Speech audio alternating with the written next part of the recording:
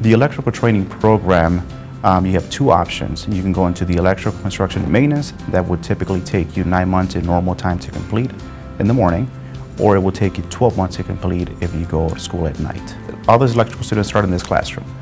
This is what we call the baby class. This is where you learn the foundations of electricity. This lab here gives you the basic knowledge of wiring, boards, schematics.